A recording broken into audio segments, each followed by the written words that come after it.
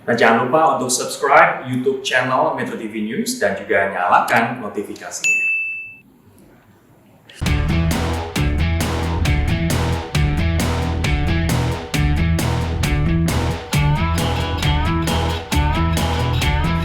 Para Hoters, ketemu lagi di Hot Room.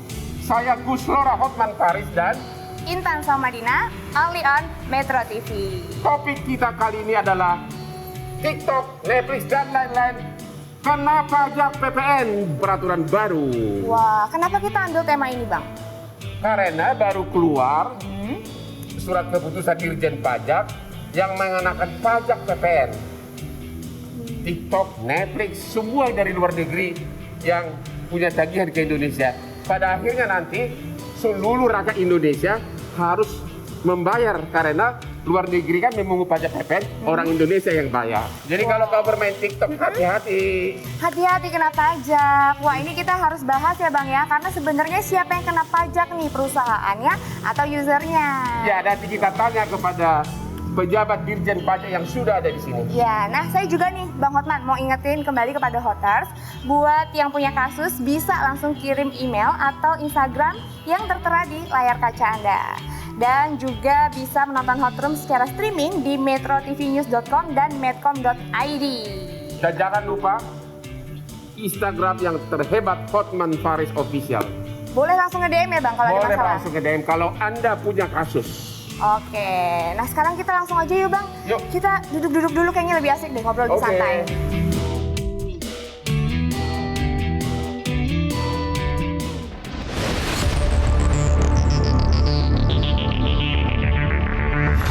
Direktorat Jenderal Pajak pertanggal 1 September 2020 menunjuk 10 perusahaan global yang dinilai telah memenuhi kriteria sebagai pengusaha kena pajak. 10 perusahaan tersebut wajib membayar pajak pertambahan nilai atau PPN sebesar 10% dari harga sebelum pajak dan harus dicantumkan pada kwitansi atau invoice yang diterbitkan penjual sebagai bukti pungut PPN. Adapun ke-10 perusahaan tersebut terdiri dari Facebook Ireland Limited, Facebook Payment International Limited, Facebook Technologies International Limited, Amazon.com, Service, New Limited Liability Company, Audible Incorporated, Alexa Internet, Audible Limited, Apple Distribution International Limited, TikTok, dan The Walt Disney Company. Dengan bertambah 10 perusahaan ini, total pemungut PPN produk digital luar negeri kini menjadi 16 perusahaan. Dengan adanya ketentuan pengenaan pajak terhadap sejumlah perusahaan produk digital berupa media sosial dan streaming, di sisi lain Menteri Keuangan Indonesia menarik ketentuan pengenaan pajak terhadap e-commerce.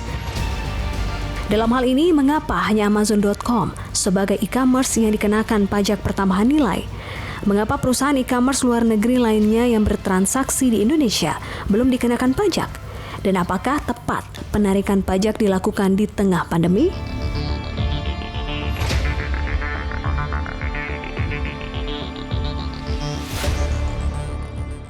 Nah, untuk membahas tema kita pada hari ini, kita sudah kedatangan nih Bang Hotman, tamu-tamu kita.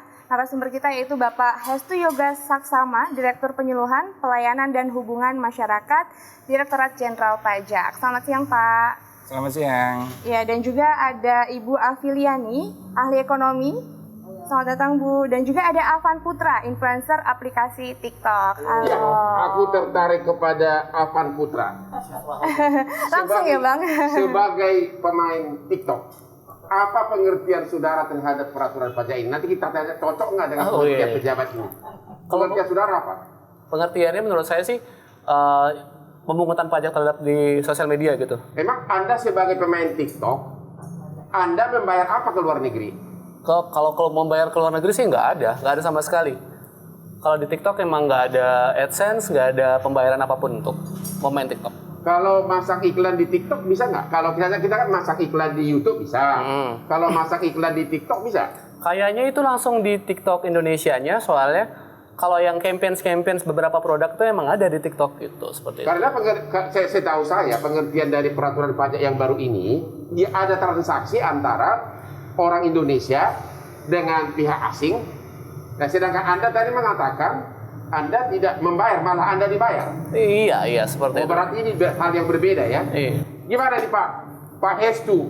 Ini beliau ini Direktur Penyuluhan Pajak ya.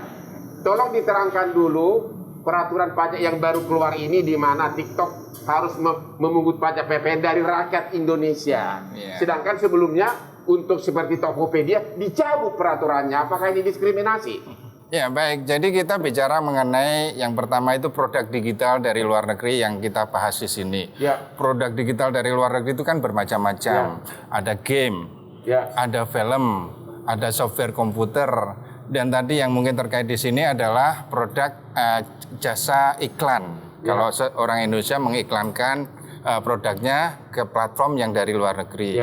Atau tadi kalau game atau film mendownload film dari Netflix. Nah, itu kan konsumen di Indonesia harus membayar kepada platform luar negeri tadi, perusahaan digital luar negeri. Yang sebelumnya memang sebenarnya sudah terutang PPN, tetapi aturan yang lama itu mengatakan si konsumen inilah yang harus bayar sendiri, store sendiri.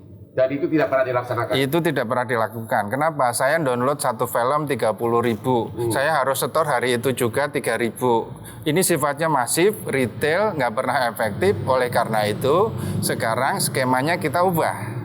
Kita meminta kepada perusahaan digital yang dari luar negeri ini untuk memungut PPN tadi selama sebulan dari seluruh konsumennya di Indonesia. Setiap terima pembayaran tambahin PPN 10%. Jadi ada 3 anak saya yang semuanya langganan film Netflix. Ya. Jadi mulai bulan ini 3 anak saya harus bayar PPN ke tagihan luar negeri. Sebenarnya sebelumnya pun harus bayar, tapi bayar sendiri. Tapi kan nggak pernah jalan. Sekarang Netflixnya yang mungut.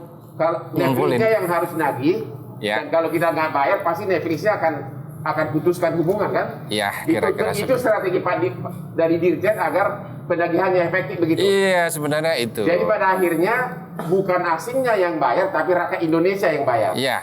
Apa aja itu TikTok?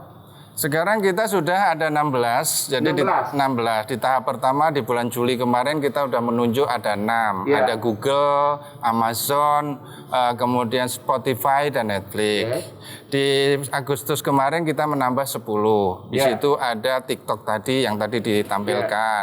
Nah, minggu depan kami akan menunjuk lagi ada 12 lagi dan ini akan berkembang terus. Kira-kira bahwa populasinya kan mungkin kita lihat banyak juga yang dari luar negeri. Nah, kita memang akan berusaha ini mengcover semuanya nantinya ke depan. Kalau Netflix kan jelas orang Indonesia nonton film, sewa filmnya. Ya, ada yang bertanya, loh saya kan punya akun Facebook, saya ada di situ pengguna, saya nggak bayar apa-apa.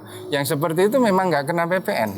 Tapi kalau saya mengiklankan sesuatu melalui Facebook dan saya harus bayar ke Facebook, nah itulah yang menjadi objek PPN. TikTok ada iklan nggak? Nah, TikTok sekarang juga sudah ada TikTok bisnis. Oh, TikTok bisnis sudah ada? Iya, nah Bang Hotman bisa mengiklankan sesuatu di situ dan membayar kepada TikTok. Nah, itulah yang menjadi objek PPN 10% yang nanti akan dipungut oleh TikTok, disetorkan ke negara. Kenapa Pak pada saat pandemi ini, kok ini diburukan pada akhirnya kan rakyat Indonesia yang bayar? Itu gimana? Kenapa lagi musim pandemi kok harus ditagih sekarang ini? Pertama, sebenarnya ini bukan hal yang baru. Saya tadi cerita sebenarnya aturan lama pun anak bapak itu wajib bayar juga, tapi nggak jalan. Jadi bukan PPN yang baru. Yang kedua, ini prosesnya juga sudah panjang sebenarnya. Sebelum pandemi sudah kita godok semuanya. Yang ketiga, ini untuk memberikan fairness kepada pelaku yang di dalam negeri. Saya ambil contoh. Kita di Metro TV, ada metronews.com. Bang Hotman bisa pasang iklan di metronews.com dan membayar, kemudian di situ ditambahkan PPN oleh metronews.com. Wajib. Dan metronews.com karena ada di Indonesia, pasti akan jalan. Agar rakyat ngerti, saya nanya aja dulu seperti nanya di sekolah Pak. Dengan peraturan Dirjen Pajak yang baru ini, misalnya Facebook itu nagih apa biasa dari orang Indonesia? Coba Facebook, Netflix, TikTok nagih apa biasanya? Ya, jadi seperti Facebook. Nah ini yang ditagih kepada orang Indonesia kan yang dibayar oleh orang Indonesia tadi. Kalau Misalnya apa? pasang iklan di Iklan Facebook, di Facebook. ads-nya kan gitu. Karena Indonesia harus bayar 10%. Iya. Oke. Kemudian di TikTok dan yang lain-lain juga demikian juga. Jadi TikTok. kalau masang iklan di medsos seperti itu dan harus membayar kepada yang luar negeri tadi, Facebook, Netflix kalau sewa film. Netflix kalau sewa film, nah itu yang dikenakan Dan itu 10%. duitnya semua dikirim dulu ke luar negeri. Iya, mereka memang mengkolek langsung harganya dan Ya. kemudian ditambahkan PPN. Nah, PPN ini nanti yang 10% itu harus Bagaimana di-store. kantor pajak jurisdiksinya dia itu kan domisili di luar negeri. Kalau dia nggak bayar bagaimana? Ya kita sudah tunjuk. Kenapa? Kita sudah tunjuk mereka untuk memungut dan Ya, menyetor. walaupun ditunjuk, kalau saya ditunjuk oleh negara Papua Nugini mengut pajak, emang gue pikirin.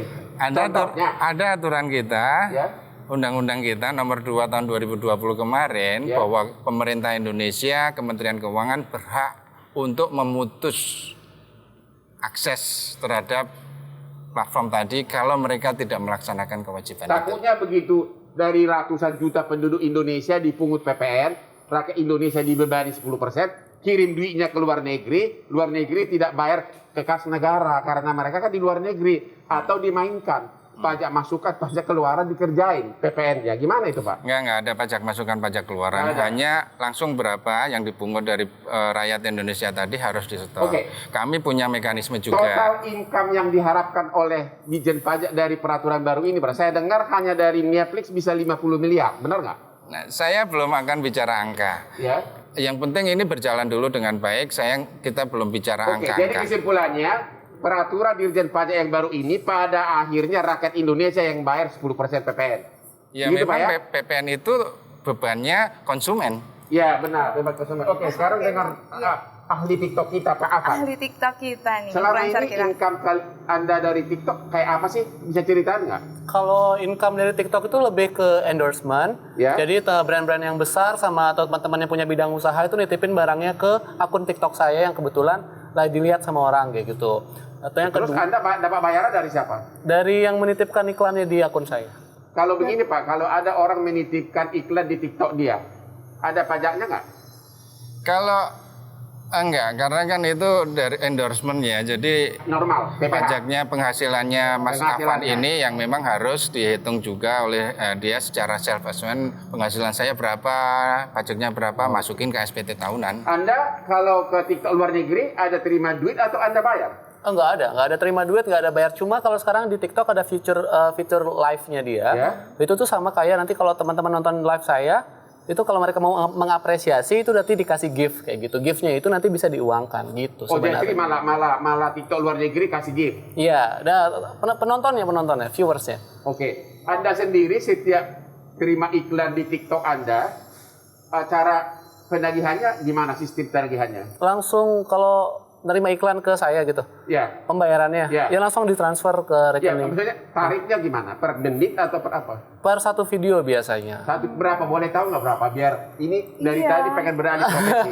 Boleh tahu nggak berapa? Kalau Penasaran angkanya dapetnya saya nggak berapa? berani ngomong gitu. Nah, kenapa ini tidak akan langsung periksa Anda? Enggak. Saya jamin itu. Kira-kira Bukan. berapa aja? Ini semua orang pengen bermain TikTok sekarang ini. Range-nya aja mungkin ya Bang Range-nya Hotman aja. ya. Satu iklan itu berapa satu video? Satu video bisa 2 juta. Berapa? 2 juta. 2 juta. Kok kalah Satu sama saya video. bisa 30 juta satu posting. Baru main Pak, baru Bang main. Hotman, ini juga ada nih Bang yang kayaknya mau beralih profesi jadi influencer TikTok. Nah, mempertanyakan nih ke Bang Hotman dan juga ke Bapak. Ini dia, kita lihat videonya. Permisi, Bang Hotman Paris ya. Kenal saya toh. Saya Butejo, ngerti sendiri. Biasanya saya Tosca ini ganti warna biar bagus gitu. Saya mau tanya, ini kan saya lagi sering banget pakai aplikasi TikTok. Tahu kan? Masa nggak tahu? Itu loh aplikasi yang kita bisa joget-joget gitu loh, pakai ada lagunya gitu kan. Itu katanya TikTok sekarang dipajeki gitu. Sekarang pertanyaan saya, ini kalau saya sebagai pengguna TikTok, saya dipajeki juga gitu. Terus nanti perusahaan TikToknya itu bayar nggak itu pajaknya ke negara ya. Terus pertanyaan saya lagi ini, itu kok pajaknya meruncing ke bawah ya, ke wong cilik saya gitu. Itu yang gede-gede perusahaan, yang gede-gede gitu, pengusaha-pengusahanya tuh rajin bayar pajak apa enggak? Gitu loh. Jadi meruncing itu jangan hanya ke bawah, tapi ke atas juga, biar seimbang gitu kan. Anda sebagai pengacara yang katanya solutif gitu, dijawab pertanyaan saya. Terima kasih. Jawab oleh Pak Hestu Pak Hestu, langsung. silakan. Pak, Pak Hestu mungkin coba ini- jawab dong, bantu saya. Iya. Kalau saya kan jago gugat menggugat, Bapak jawab deh. Iya.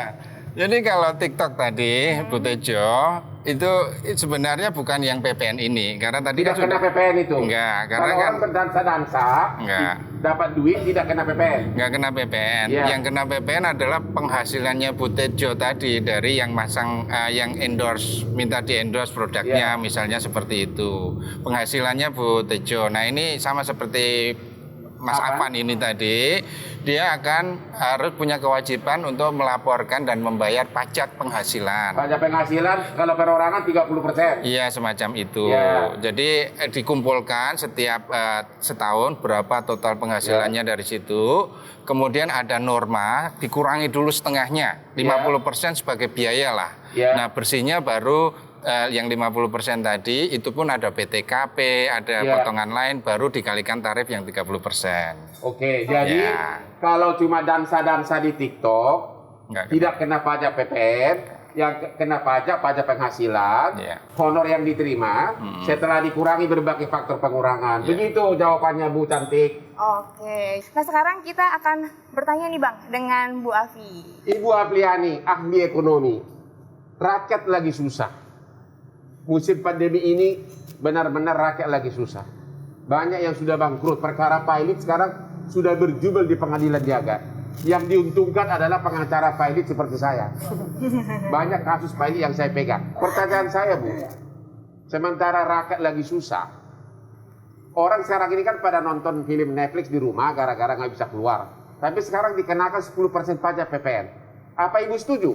Bu Afi, ditahan dulu jawabannya, Oh, gitu ya. karena kita akan rehat sejenak Bang Hotman. Dan Afan, gimana? Udah pasti kan akan bayar pajak? Oh udah pasti dong. Warga Siap negara ya? Indonesia yang baik soalnya pasti bayar Siap pajak. ya. Terima kasih banyak udah hadir di sini Afan. Thank you. Oke Hoters, nanti kita akan temukan jawaban dari Bu Afi sesaat lagi. Jangan kemana-mana, tetap di Hot Room.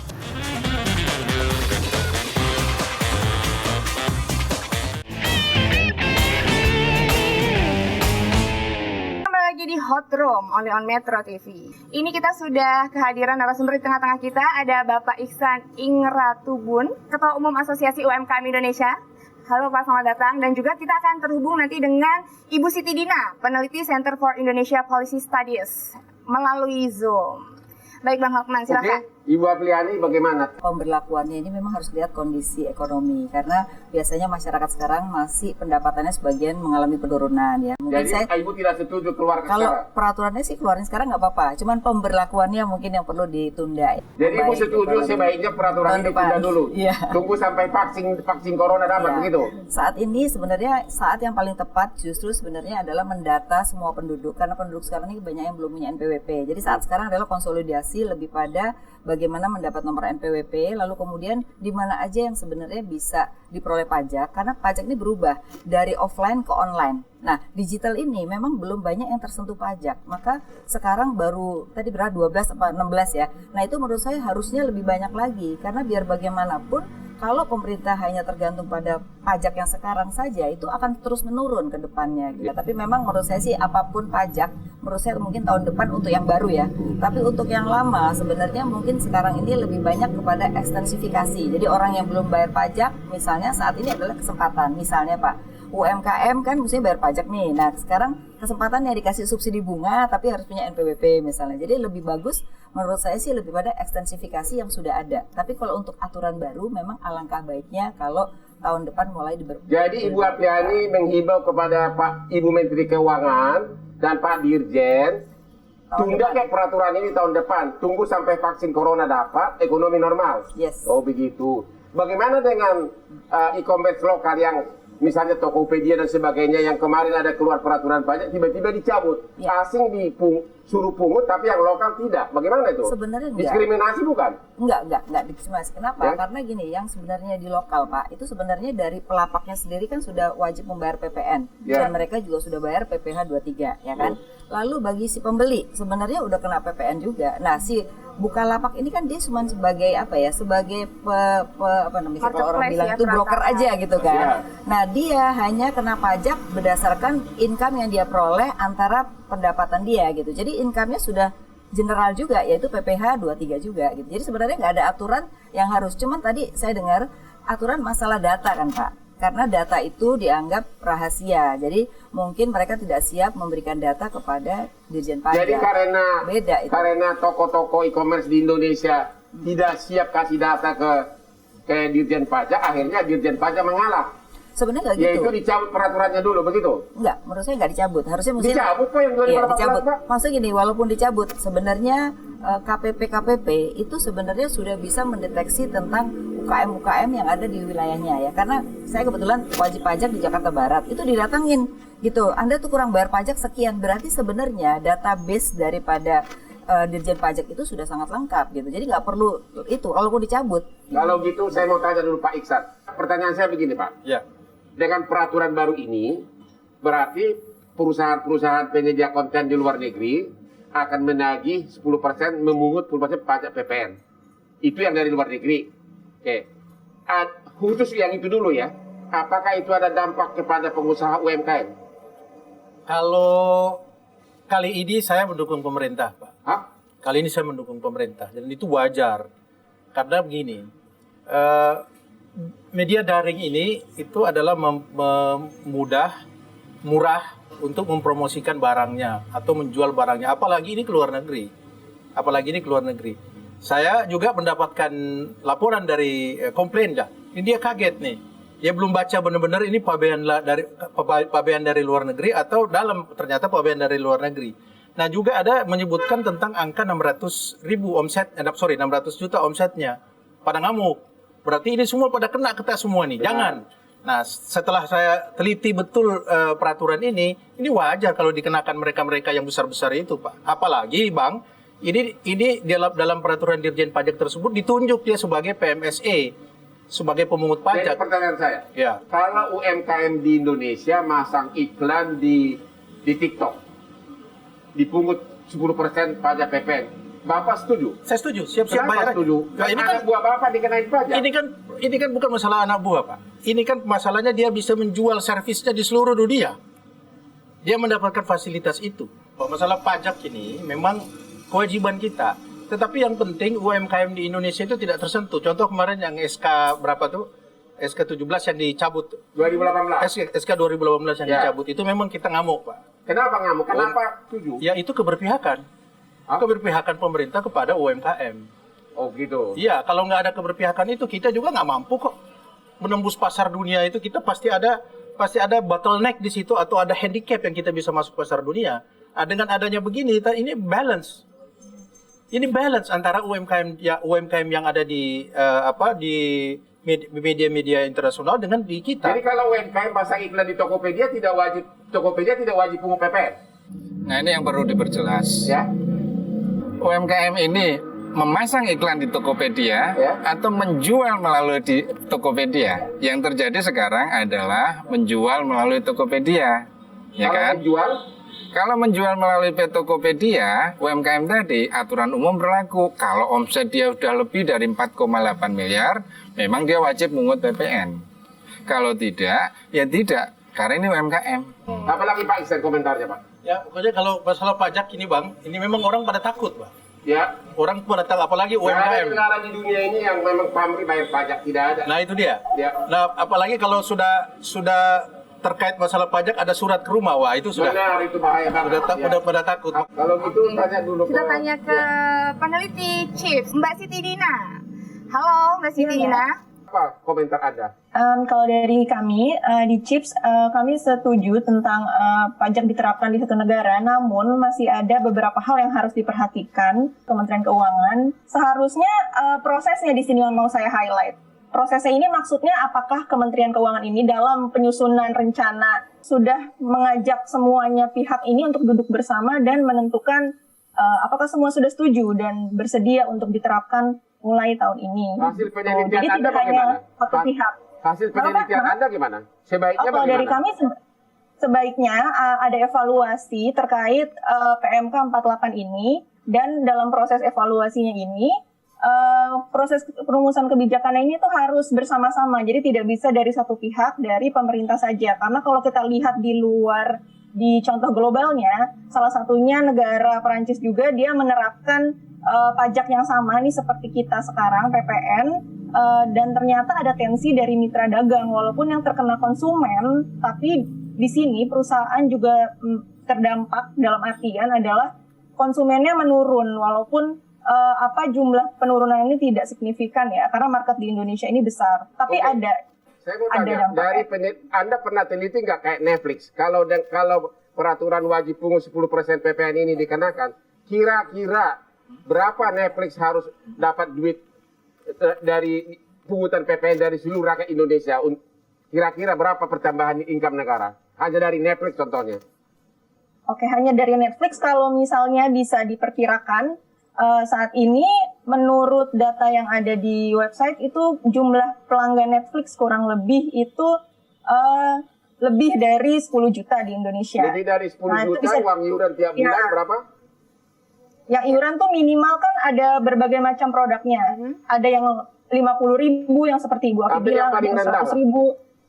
Yang paling rendah 50.000, nah itu kalau dikalikan 5.000 sudah banyak ya, bisa triliunan. Kalau 50.000, PPN-nya 5.000 kali 10 juta, berapa itu? Wow, banyak sekali ini pastinya. Nah, potensinya memang besar. Dan yang bayar rakyat Indonesia kan, bukan orang asing itu kan? Iya, yang bayar rakyat Indonesia. Ya, ini yang menjadi permasalahan ya Bang Hotman. Ini sebenarnya kita harus ngobrol lebih banyak lagi ya. Nanti kita akan tanyakan dengan Pak Hestu, Bu Afi dan juga Pak Iksan.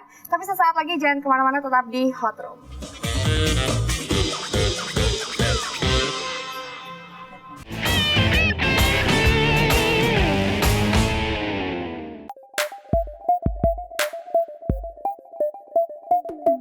Yeah, perdagangan elektronik kini makin nyentrik, grafiknya pun kini makin naik. Setiap hari banyak hal yang menarik. Bayar pajak wajib tapi kok peraturan ditarik. Simpang siur birokrasi yang jadi hambatan. Sosialisasi diharapkan jadi jembatan. Tak ingin jadi beban yang jadi alasan agar pelaku usaha kecil dapat tetap berjalan. Apakah setara dengan pedagang konvensional? Kerja keras sewa tempat keluar banyak modal, tapi masih banyak terdapat pro dan kontra. Pemerintah masih mengkaji agar rakyat sejahtera. Di sisi lain pada perusahaan global, produk digital, streaming dan media sosial dikenakan pajak 10% dari setiap transaksi barang dan jasa konsumen. Yeah. Masih jadi pro dan kontra, peraturan dijeda, pajak e-commerce ditunda, kegalauan melanda. Masih jadi pro dan kontra, peraturan dijeda, pajak e-commerce ditunda, kegalauan melanda.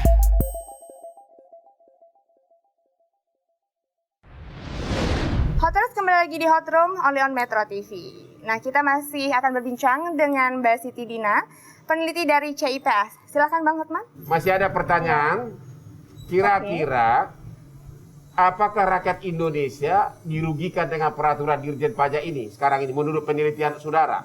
Dan yang kedua, bagaimana Indonesia bisa mengawasi uang itu sesudah dikirim ke Netflix? Dari segi jumlahnya, bagaimana Dirjen Pajak tahu? Orang untuk Tokopedia aja misalnya nggak tahu berapa lapaknya yang lokal, apalagi yang luar negeri. Gimana Ibu? Nah, ini juga memang pertanyaan lanjutan dari penelitian yang kami lakukan, yaitu bagaimana menindaklanjuti perusahaannya, karena kan bisa perusahaan yang di luar negeri menunjuk wakilnya di sini yang nggak memiliki kantor. Lalu bagaimana nih nanti jika tidak melaporkan, apakah persidangannya prosesnya harus dilakukan di sini atau di luar negeri? Nah, ini juga memang yang menjadi tanda tanya besar yang diusung dalam penelitian kami, bahwa belum ada satu cara atau proses mekanismenya bagaimana untuk menindaklanjuti terkait perusahaan yang tidak melaporkan ini. Jadi Anda punya. agak setuju dengan saya, bisa masalah besar, sudah dipungut uang dari rakyat 10%, uangnya dikirim ke luar negeri, sementara luar negeri tidak setorkan ke kas negara, atau pakai dia, atau segala macam teknik teks segala macam lah. Sementara negara Indonesia tidak punya jurisdiksi untuk mempidanakan dia, atau untuk memeriksa Netflix atau yang lain-lain misalnya. Iya, takutnya seperti itu dan itu belum ada jawabannya sampai sekarang. Di peraturannya pun belum ada cara mekanismenya bagaimana jika memang terjadi. nggak mungkin karena Indonesia tidak punya jurisdiksi untuk memeriksa wajib pajak luar negeri. Benar nggak Pak Hestu? Kalau ada misalnya perusahaan TikTok, Netflix sudah dipungut dari 10 juta rakyat Indonesia. Tadi hanya Netflix aja 10 juta, iurannya 50.000, berarti PPN-nya 5.000, berarti 500 miliar pajaknya. Sudah dipungut, dikirim ke luar negeri, tapi oleh Netflix misalnya tidak disetorkan ke kas negara. Kan kantor pajak tidak berhak memeriksa mereka. Dan bukan berarti kalau orang bule itu semua jujur. Mereka justru ahli-ahli pajak. Ada tax avoidance, ada tax apa lagi? Tax avoidance sama tax saving. Jadi saya ini 30 tahun kerja sama bule, justru otak mereka itu adalah justru ahli bagaimana agar nggak usah bayar pajak. Jadi kenapa kantor pajak berani memungut dari rakyat ratusan miliar dikirim ke luar negeri, sementara kantor pajak tidak bisa mengontrolnya? Ya, jadi pertama kita komunikasi terus dengan mereka dan kita melihat bahwa mereka sebenarnya ini kan uangnya dari rakyat Indonesia. Dari situ kan kita bicara mungkin saja terjadi, tetapi mereka perusahaan besar anggap aja pasti, karena kalau soal uang nggak ada bedanya bule, Batak, lokal. Oke. Nah, yang kedua, di dalam Undang-Undang Nomor 20 yang kemarin, kita pemerintah Indonesia melalui Kominfo punya kewenangan untuk menutup akses mereka. Kalau mereka tidak, Nah, inilah yang kita sedang formulasikan. Pertama, kita coba dulu formulasikan tools-toolsnya. Kita cari toolsnya untuk memastikan mereka itu comply. Kantor pajak atau punya alat pasti nggak untuk mengetes apakah dia jujur atau tidak? Satu, kembali lagi. Kalau Kominfo, mereka kan bisa mengetahui. Anda pasang konten porno, kemudian yang akses sekian, langsung diblokir sama Kominfo. Gimana Anda bicara nggak mengetahui? Mereka punya tools itu. Kalau porno otomatis, apalagi semua laki langsung perhatian. Tapi kalau misalnya UMKM ini, misalnya anak-anak pesan Netflix, mana mungkin UMKM bisa, mana mungkin Menkominfo tahu secara detail. Karena itu kan per individu kan, nggak mungkin tahu. Kalau 10 juta, Menkominfo mana mungkin tahu.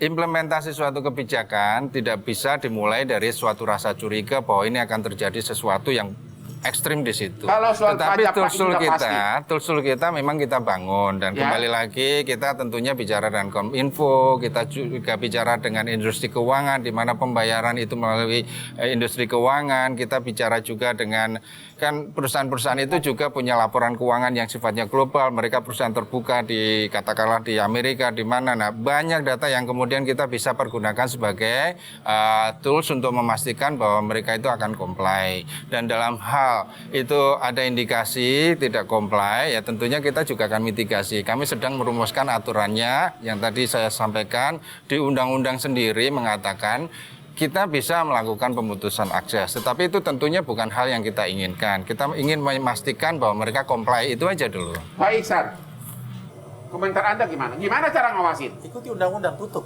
akses. Iya benar kalau ketahuan. Kalau yang jadi masalah adalah bagaimana cara untuk mengetahui. Oke, kalau itu saya kira toolsnya pasti dibangun, Bang. Jadi sepandai-pandai tupai melompat pasti ditangkap jenderal pajak juga. Itu terlalu umum, Pak.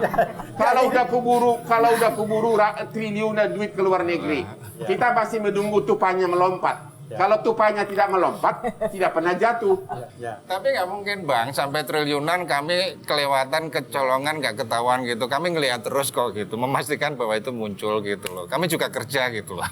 Karena penyidik pajak tidak berhak berwenang memeriksa mereka. Ya hanya tidak berhak memeriksa, tidak berhak menyidik, Jadi tidak punya kewenangan publik untuk memaksa mereka meminta bukunya. Ya, bagaimana itu sementara uang rakyat sudah kita kumpulin, kita setor ke dia. Mendingan dibayar untuk bayar corona. Ibu Apriani, coba jujur, belum ada alatnya untuk mengetahui berapa total.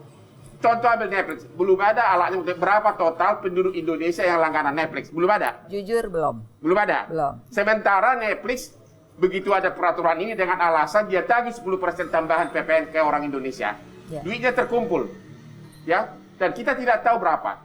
Misalnya 10 juta, ya. 10 juta orang. Tahu-tahu dia laporkan cuma 2 juta orang. Bayangin berapa ratus miliar uang Indonesia diambil sama bule-bule ini. Jadi bagaimana kita membiarkan rakyat Indonesia mengirim ke dia ratusan miliar, bahkan kalau 6 perusahaan triliunan. Makanya ditunda dulu, Bang. Sambil ditunda dulu. sambil menunggu mana akses stakeholder yang bisa untuk memantau kerjasama ini. Karena menurut saya ke depan ini makin banyak perusahaan asing yang akan membuat aplikasi-aplikasi semacam itu. Pak Iksan gimana? Bapak kan atas nama rakyat kecil. Kalau saya Bang, ini tergantung, ini kan sudah Dirjen Pajak, sudah sifatnya teknis, harus dilaksanakan. Ya, saya tahu. Harus dilaksanakan. Kalau nggak ada alat mengontrolnya bagaimana? Saya yakin, Bang. Saya yakin seyakin-yakinnya. Ini bukan keyakinan, alatnya apa, Pak? Bang, biasanya peraturan di Indonesia, peraturan dulu baru mengikuti bawahnya, Bang. Saya setuju. Yang saya tidak mau, uang ditagih dari anak-anak saya untuk bayar Netflix, uangnya PPN alasannya untuk dipungut pajak 10% PPN untuk disetorkan ke kas negara, tapi oleh si pemilik Netflix misalnya tidak dibayar ke kas negara. Nah, kalau itu setuju, Bang. Benar. Oke Bang Hotman, kita rehat dulu sejenak ya. Hoters, jangan kemana-mana, kita akan kembali setelah yang satu ini.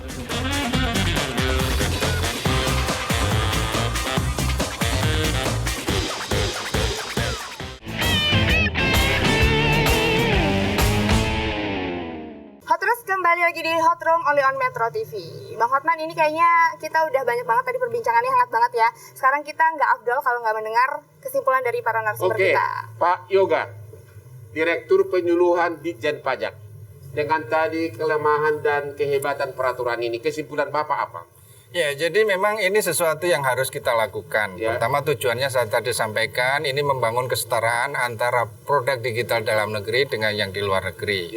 Yang kedua tentunya ini saat yang tepat juga bahwa kita memang mulai menghimpun juga dari sumber-sumber pajak ini untuk membiayai negara, terutama di masa pandemi ini. Pemerintah sangat membutuhkan dana yang cukup baik untuk penanganan pandemi, pemulihan ekonomi. Dan kita terkait dengan yang peraturan ini sudah kita sosialisasikan dengan para pelaku dari luar negeri, sudah banyak diskusi dan ini sudah berjalan, mulai berjalan dengan baik.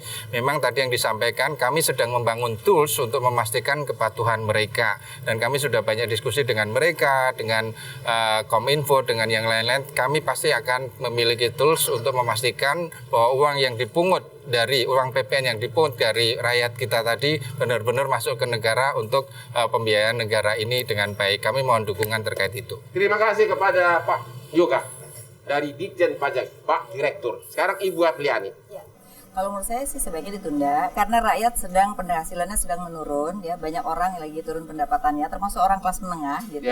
Dan pemerintah kan juga kasih subsidi sama mereka. Tetapi aturan ini menurut saya sangat bagus, bahkan nanti akan lebih banyak lagi perusahaan asing yang akan masuk ke Indonesia melalui platform-platform. Sehingga kalau ini ada aturannya, itu akan juga memperbaiki struktur perpajakan yang ada di Indonesia dan ada equal antara yang di dalam negeri dengan yang di luar negeri gitu ya. Nah yang kedua mungkin perlu dari sekarang stakeholder kita diajak, karena nanti tidak bisa hanya Dirjen Pajak sendiri yang bisa memungut dari yang terutama di platform di luar negeri. Tetapi di sini Menkominfo ini punya peranan penting. Jadi akhirnya banyak keuntungan dari mereka, kita nggak dapat untungnya nanti. Benar. Pak Iksan, UMKM itu siap bayar UMKM-nya. Uangnya terbang ke luar negeri. Ada di Wall Street misalnya. Tapi bagaimana kita mendeteksinya? Kesimpulan Bapak gimana? Kesimpulan saya ya ini PR-nya pemerintah. Bapak sendiri masih meragukan? Saya masih ragu. Tetapi terhadap peraturannya, Bang, ini adalah tadi setuju, kesetaraan setuju, keberpihakan peraturan ini memang sudah berpihak juga kepada UMKM kita. Apalagi ini dia tembus pasar luar negeri. Kalau untuk pasar dalam negeri masih diprotek sama Dirjen Pajak. Oke, terima kasih Pak Iksan. Sekarang kepada Ibu peneliti kita, Siti Dina. Gimana pendapat Anda Kesimpulannya apa? Kesimpulannya adalah kami setuju dengan pemberlakuan pajak digital, namun ada hal yang harus diperhatikan lagi tentang bagaimana menindaklanjuti perusahaannya yang harus melaporkan tetapi tidak melaporkan pajak, terutama tidak berkantor di Indonesia. Jadi mekanisme kontrol ini harus jelas. Seperti itu saja Pak Hotman, terima kasih. Oke, itu dia tadi ya Bang ya, kesimpulan-kesimpulan dari narasumber kita bahwa memang peraturan ini harus diterapkan, tapi bagaimana implementasinya harus diperhatikan lagi. Nah sekarang gimana nih kesimpulan dari Gus Lora? Oke, kesimpulan dari Hotman Paris. Halo masyarakat Indonesia. Sekarang ini sudah berlaku peraturan baru dari peraturan Dirjen Pajak bahwa kalau Anda membayar iklan di Facebook, menyewa film di Netflix dan sebagainya TikTok, Anda akan dipungut 10% pajak PPN oleh perusahaan luar negeri. Ya, itu sudah berlaku efektif dari mulai kalau nggak salah bulan Juni Pak ya. Oke, itu satu. Kesimpulan kedua, masih diragukan apakah Indonesia mampu mendeteksi berapa jumlah uang yang dibayar oleh rakyat Indonesia untuk membayar pajak PPN 10% ke perusahaan-perusahaan bule seperti Facebook dan Netflix yang harusnya disetorkan balik ke kas negara. Itu masih sangat diragukan. Sehingga kesimpulan ketiga, ada pertanyaan yang sangat serius, apakah perlu ditunda pelaksanaan peraturan itu karena rakyat lagi musim pandemi ini disuruh membayar 10% ke luar negeri, tapi belum tentu uangnya masuk ke kas negara. Dan kesimpulan keempat, sejauh mana kemampuan Menkominfo untuk mengetahui data mengenai berapa jumlah uang yang dibayar ke luar negeri dan berapa data pelanggan Netflix, TikTok, Facebook, dan sebagainya. Itu kesimpulannya. Iya, itu dia kesimpulan dari Gus Lora. Nah Bang, supaya rileks kayaknya kita asik ngopi dulu nih. Nah, dari tadi saya sudah pengen ngopi. Acara hangat seperti ini harusnya didampingi oleh kopi hangat. Apalagi kalau bukan kopi luwak hitam baru. Tidak kemanisan. Mantap. Nah, silakan diminum.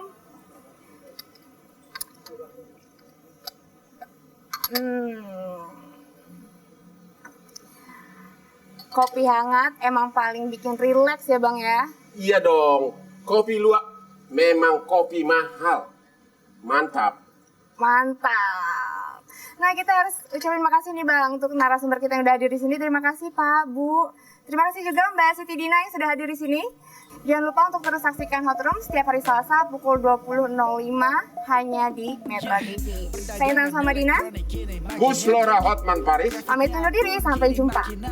Setiap hari banyak hal yang menarik. Bayar pajak wajib tapi kok peraturan ditarik. Simpang siur birokrasi yang jadi hambatan. Sosialisasi diharapkan jadi jembatan. Tak ingin jadi beban yang jadi alasan agar pelaku usaha kecil dapat tetap berjalan. Apakah setara dengan pedagang konvensional? Kerja keras sewa tempat keluar banyak modal, tapi masih banyak terdapat pro dan kontra. Pemerintah masih mengkaji agar rakyat sejahtera. Metro TV, knowledge to elevate.